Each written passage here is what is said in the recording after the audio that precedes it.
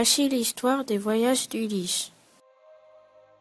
En fuyant de la ville de Troie, dont il était sorti victorieux grâce notamment à la ruse du cheval de Troie, une tempête se leva sur les navires d'Ulysse. Elle brisa une partie des mâts et déchira la voilure. Les navires dérivèrent pendant 9 jours.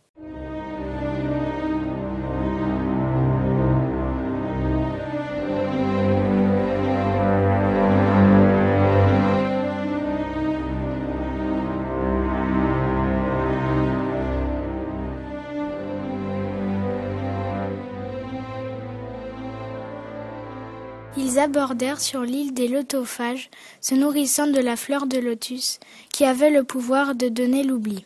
Après quelques jours passés dans cette île, il dut attacher certains de ces hommes qui avaient goûté à cette plante et les forcer à embarquer car ils étaient prêts d'oublier leur demeure et leur patrie.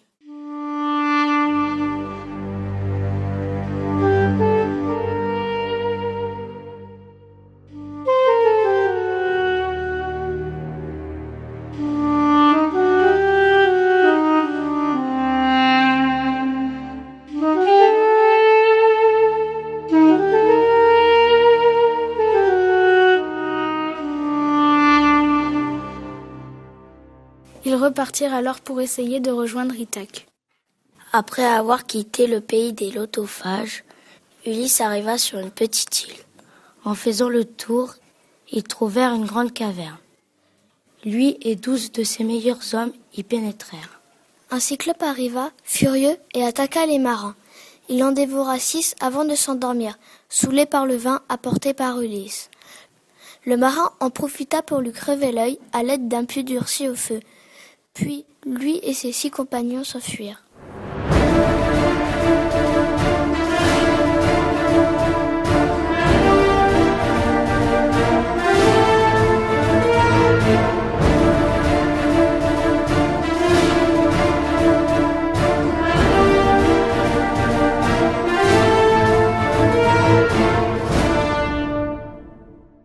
Lorsqu'Ulysse et ses compagnons arrivèrent à l'île d'Éole, le dieu des vins, ils y furent très bien accueillis.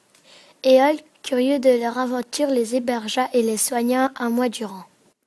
Puis, pour les remercier, il offrit aux marins un vent portant, le zéphyr, qui les ramènerait directement chez eux, tout en prenant soin d'enfermer les autres vents contraires dans son sac en cuir, qu'il plaça dans le bateau d'Ulysse. Bien entendu, ce sac ne devait jamais être ouvert, car il enfermait les vents qui les éloigneraient de leur but. Pendant 9 jours et 9 nuits, Ulysse tint la barre et tout se passa bien. Mais le 10e, il s'endormit. Ses compagnons, croyant que le sac contenait des richesses, profitèrent de son assoupissement pour l'ouvrir. Aussitôt, tous les vents s'échappèrent et une énorme tempête se déchaîna sur leur navire.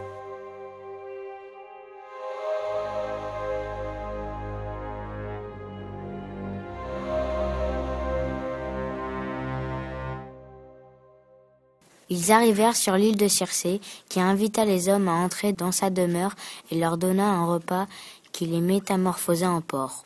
Un seul homme, resté à l'extérieur, rapporta le désastre à Ulysse. Avec l'aide du dieu Hermès et d'une plante magique qui l'immunisa contre les charmes de Circé, Ulysse obligea celle-ci à libérer ses hommes.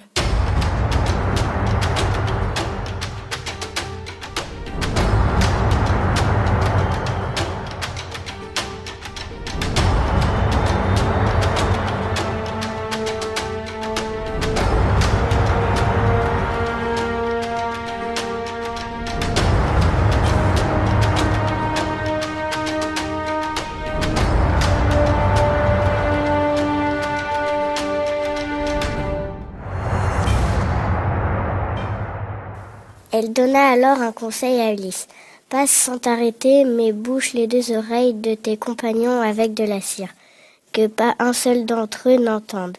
Toi seul, écoute si tu veux, mes pieds et poings liés, fais-toi attacher au mât. » Suivant ses conseils, Ulysse parvint à passer le danger des sirènes sans encombre pour lui et son équipage.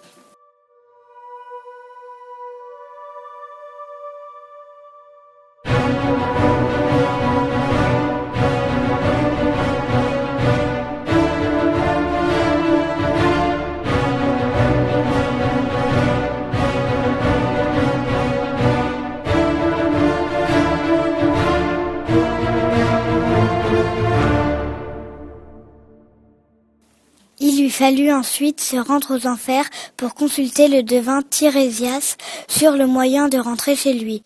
Il rencontra aux enfers des anciens compagnons disparus comme Agamemnon et Achille qui regrettaient d'être morts si jeunes.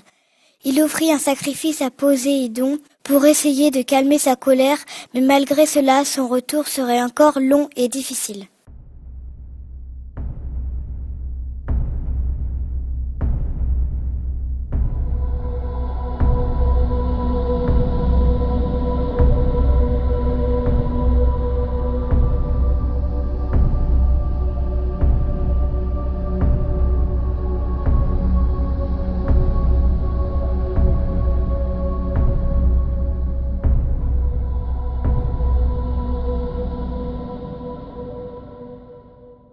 Le héros et son équipage passèrent ensuite entre deux monstres marins, Charybde, un tourbillon gigantesque, et Scylla, un monstre marin à 6 têtes, et parvinrent enfin sur l'île du Soleil. Circé leur avait recommandé de ne pas manger les bœufs du soleil qui passaient sur cette île. Mais l'équipage affamé ne put résister à l'envie de tuer les bœufs.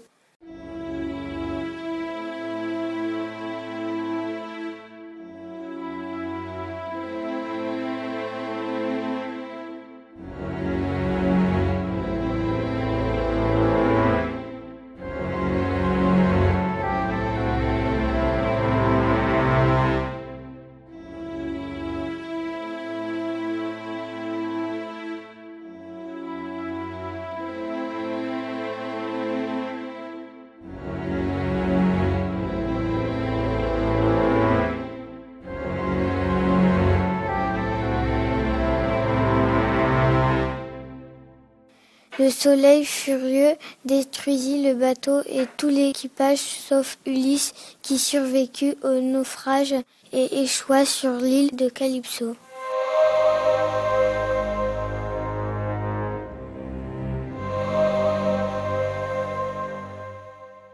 Celle-ci l'obligea à l'épouser et le garda 8 ans dans une grotte en lui proposant l'immortalité.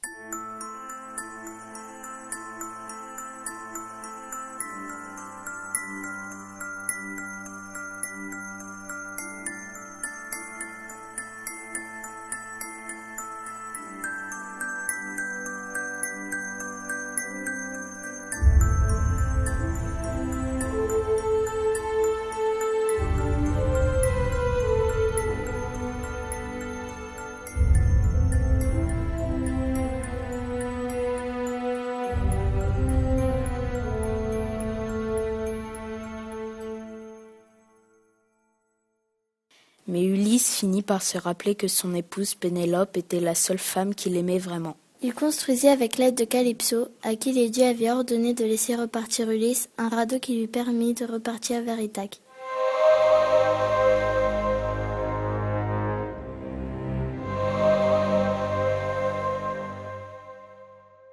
Enfin rentré à Ithaque, il gagna son palais sous l'apparence d'un mendiant et retrouva sa femme Pénélope et son fils Télémaque, menacés par des prétendants au trône d'Ulysse, absent depuis 20 ans et que tout le monde, sauf sa femme et son fils, croyait morts.